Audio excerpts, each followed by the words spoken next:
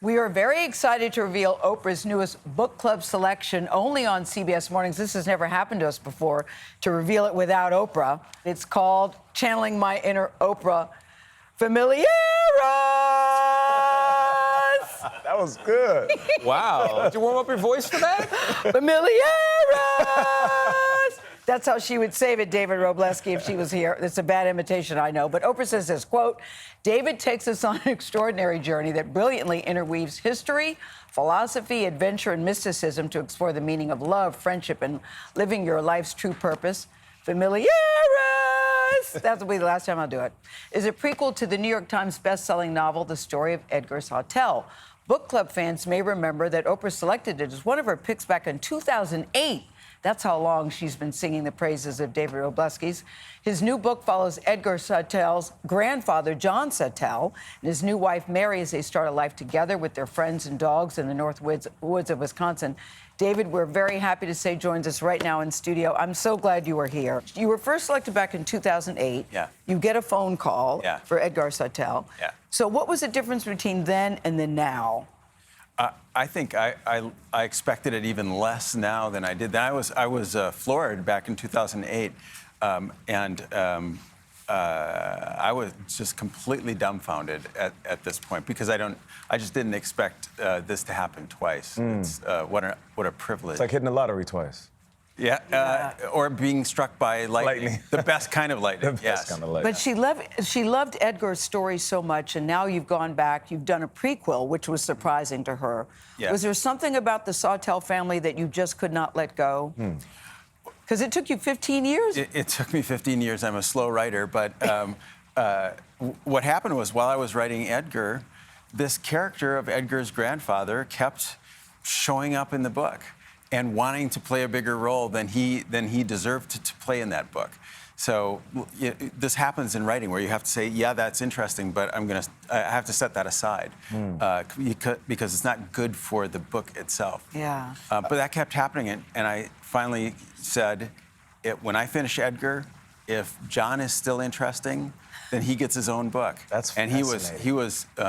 I was completely taken with him, partly because the way he's introduced in Edgar is having been born with an extra share of whimsy. Yes, I like that. And there was a part of me that wanted to know, what did I mean by that? Explore that. By writing that. Because what did you mean by that? Yeah. But you're the one that wrote it. Well, at the time, it was meant to be, a flashbulb or, instantaneous portrait of who he was. Got it.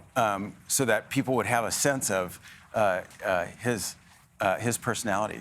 But I felt like there was just so much behind that. Yeah.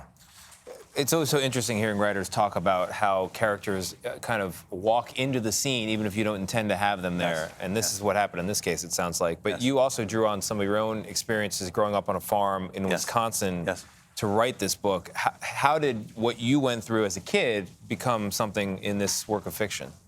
Well, in part, when I wrote Edgar, what I decided to do is take our family farm and evacuate all the real people and put in all new people to play out a story that I had in mind. So I used our farm as a setting, but also relocated it north by about 100 miles and sort of exaggerated its qualities. But the barn in this story and the barn in the first in Edgar are this.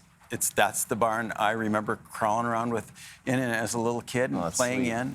And the house is a variant of the house that I grew up in. And you say this book is focused on 5 quests. Is that you? Is that you? Is that you right there? That is me. Whoa. Little David? Yeah. Wow. You say this book is is focused on 5 quests. Kind of unpack that for us. Sure. I wanted to tell John's entire life story, and I knew it was going to cover 40-some years. So I didn't want to try and do that just chronologically, and I decided to divide his life up into what I called the 5 great quests that his life goes through. Because to me, it seems like that's the way life works. I love that. You say, suppose you could do one impossible thing. Yeah. Yeah. And that's sort of his key phrase that he says to his friends because he tries to convince his friends to come with him on the first of these 5 quests. to go to this farm.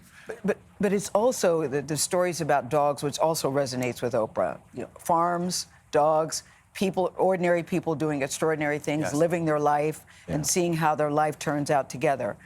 But the thing that struck me is about the love story, because at the heart of everything is a love story.